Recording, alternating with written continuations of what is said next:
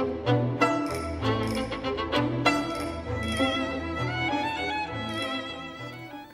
there, I'm Yudhika Sujanani and welcome to Carry Me Home. I'm going to be making one of my favorite dishes, which is a chicken biryani today. And there's many different versions, so this is my very quick and easy way of doing it. So we're going to start out with a pan, and I'm using my wonderful electric AMC pan. And we're going to pop in some sunflower oil. And next I'm going to add a bay leaf, a cinnamon stick, and some cumin seeds. Now cumin's just really a wonderful spice. It actually aids digestion. It's added to lots of Indian dishes. The next thing I'm going to add is chopped onions. And we're going to saute these onions until they're a light golden brown. I'm going to add salt to the onion, and this speeds up the browning of the onion. About 1.5 teaspoons of coarse salt.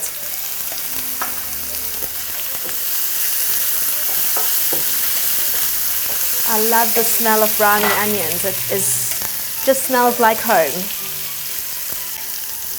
Curry leaves going in. And we're just going to fry these, and when they start to turn a light golden brown, we're going to add garlic.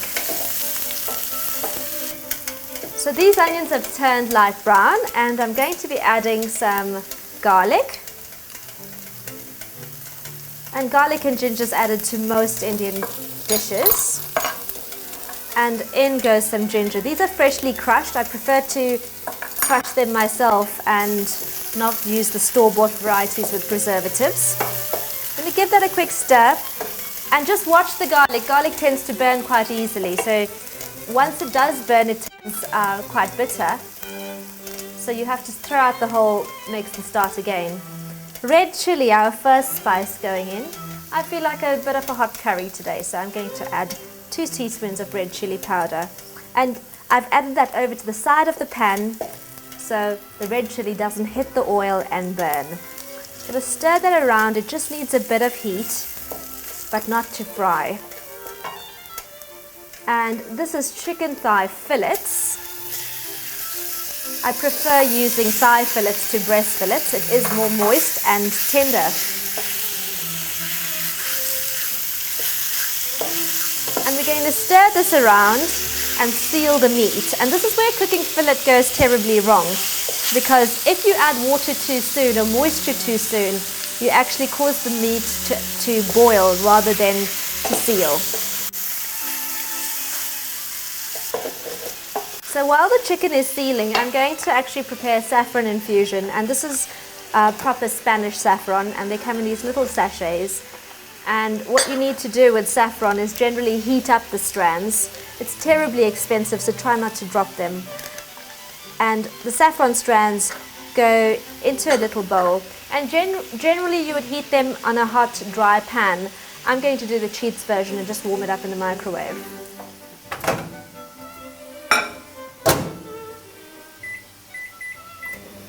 It's about 30 seconds, and then we're going to top it with boiling water. So I'm just going to get the saffron out the microwave, and here it is.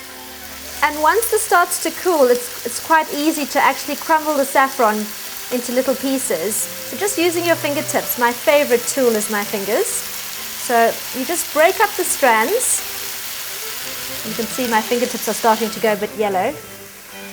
And we're going to pour some boiling water over that. And it almost instantly turns a beautiful yellow.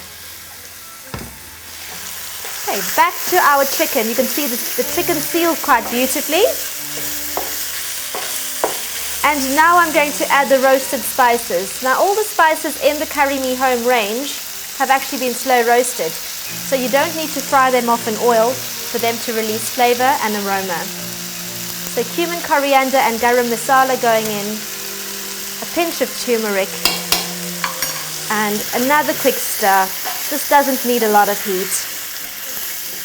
I'd say about a minute, and then I'm going to add some tomato.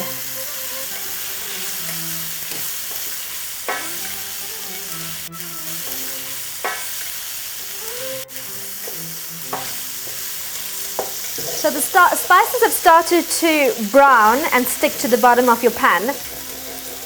Just use a wooden spoon and scrape the bottom of the pan, and I still haven't added water.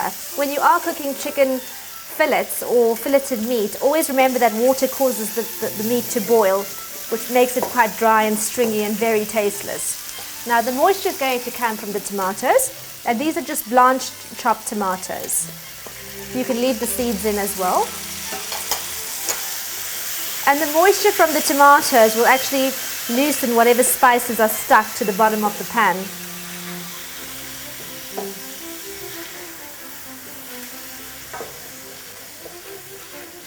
So I'm just going to gently scrape away whatever's stuck to the bottom.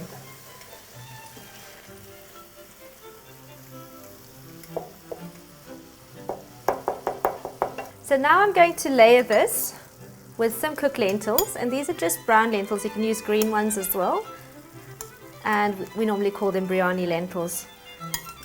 So we're layering the Breyani lentils over the chicken.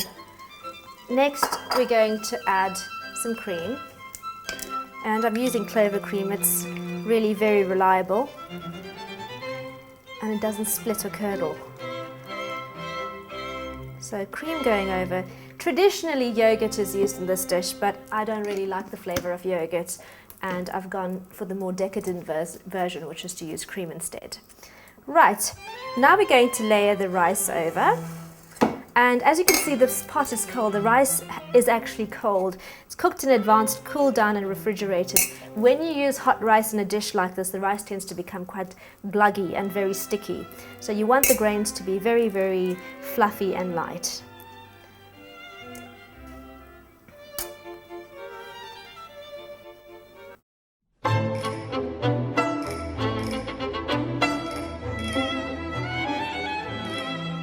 Okay, so that's the rice layered over the chicken and the lentils, and this is going to take about 5 minutes to steam up. Just remember, fillet cooks really quickly. If you are, however, using chicken on the bone, just remember to cook it for a bit longer.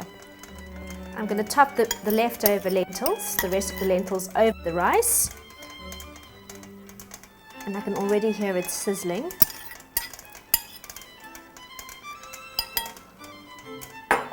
And now I'm going to add a few more curry leaves over the top. And here is the saffron infusion going in right at the end. Now you could actually do the saffron infusion with hot milk. I just prefer the water. I'm going to get all of that out, and it smells fantastic. It also tints the rice.